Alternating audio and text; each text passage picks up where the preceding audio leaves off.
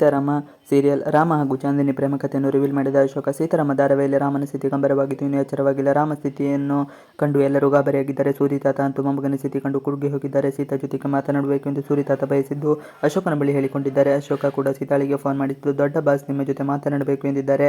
ಅಭ್ಯಂತರವಿಲ್ಲ ಎಂದರೆ ಭೇಟಿ ಮಾಡಿಸುವೆ ಎಂದು ಕೇಳುತ್ತಾನೆ. ಇದಕ್ಕೆ ಸೀತಾ ಕೂಡ ಸರಿ ಎನ್ನುತ್ತಾಳೆ.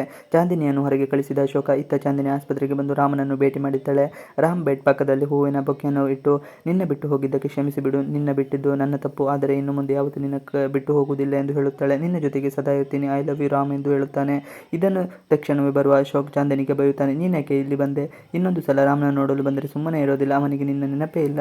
ಪ್ರೀತಿ ಅಂತ ನಾಟಕ ಮಾಡಿ ಅರ್ಧಕ್ಕೆ ಬಿಟ್ಟು ಹೋದವಳು ನೀನು ಎಂದು ಕಳಿಸುತ್ತಾನೆ. ಚಾಂದಿನಿ ಧ್ವನಿಗೂ ಪ್ರತಿಕ್ರಿಯಿಸಿದ ರಾಮ.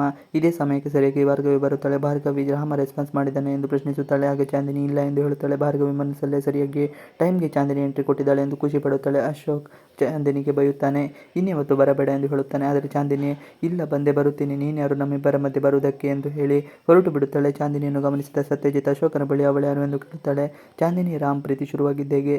ಈಗ ಅಶೋಕ ರಾಮ್ ಹಾಗೂ ಚಾಂದಿನಿ ಕಾಲೇಜಿನಲ್ಲಿ ಓದುವಾಗಲೇ ಸ್ನೇಹಿತರಾಗಿದ್ದು ಇಬ್ಬರು ಒಬ್ಬೊಬ್ಬರನ್ನು ಬಿಟ್ಟಿರಲಾರದಷ್ಟು ಪ್ರೀತಿಸಿದರು. ರಾಮ್ ಚಾಂದಿನಿ ಜೊತೆಗೆ ಸುತ್ತಾಡುತ್ತಿದ್ದು ಅವರಿಗೋಸ್ಕರ ತಮ್ಮ ಬದುಕಿನ ಕನಸನ್ನು ಕಟ್ಟಿಕೊಂಡಿದ್ದರು ಹಾಗೂ ಅವಳ ಜೊತೆಗೆ ಇಡೀ ಜೀವನವನ್ನು ಕಳೆಯುವ ಆಸೆ ಪಟ್ಟ ಎಲ್ಲ ವಿಚಾರವನ್ನು ಸತ್ಯಜಿತ್ಗೆ ಹೇಳುತ್ತಾನೆ. ಆದರೆ ಚಾಂದಿನಿ ಇದ್ದಕ್ಕಿದ್ದಂತೆ ಹಾಗೆಯೇ ರಾಮ್ನನ್ನು ಬಿಟ್ಟು ಹೋಗಿದ್ದು ಕಾರಣವಿಲ್ಲದೆ ಫೋನ್ ಮೆಸೇಜ್ ಮಾಡದೆ ಇದ್ದಿದ್ದಕ್ಕೆ ರಾಮ್ ಡಿಪ್ರೆಷನ್ಗೆ ಹೋಗಿ ಒದ್ದಾಡುತ್ತಾನೆ.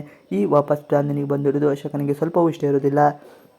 ಫ್ರೆಂಡ್ಗಾಗಿ ಸಿಹಿ ಅಜ್ಜಿ ನಮಸ್ಕಾರ. ಇತ್ತ ಸೀತಾ ಸಿಹಿ ತಿಂಡಿ ತಿನ್ನಲಿ ಎಂದು ಚಪಾತಿಯನ್ನು ಮಾಡಿರುತ್ತಾಳೆ. ಆದರೆ ಸಿಹಿಯಲ್ಲೂ ಕಾಣಿಸುವುದಿಲ್ಲ. ಸೀತಾ ಅವಳನ್ನು ಹುಡುಕುತ್ತಾ ದೇವಸ್ಥಾನಕ್ಕೆ ಹೋಗುತ್ತಾಳೆ. ಅಲ್ಲಿ ನೋಡಿದರೆ ಶ್ರೀರಾಮ್ಗೆ ಒಳ್ಳೆಯದಾಗಲಿ ಎಂದು ಸಿಹಿ ಹೆಜ್ಜೆ ನಮಸ್ಕಾರ ಹಾಕುತ್ತಿರುತ್ತಾಳೆ. ಇದನ್ನು ನೋಡಿದ ಸೀತಾ ಖುಷಿಪಟ್ಟು ಅವಳು ಕೂಡ ಹೆಜ್ಜೆಯನ್ನು ಹಾಕುತ್ತಾಳೆ.